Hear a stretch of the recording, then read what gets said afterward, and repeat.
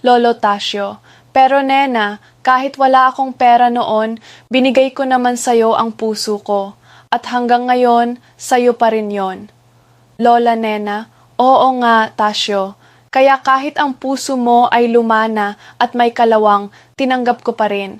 Kasi ikaw lang ang lalaking nagpatawa sa akin kahit na ang mga biro mo ay corny na.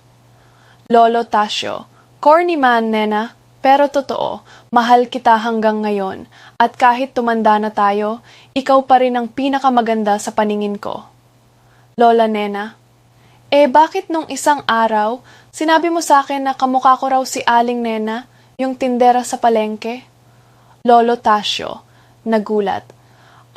Kasi naman, Nena, si Aling Nena ang pinakamaganda sa palengke, at ikaw ang pinakamaganda sa buhay ko. Lola Nena, haha, sige na, Tasio, pinatawad na kita, pero dapat bukas, libre mo. Lolo Tasio, nagkikiss?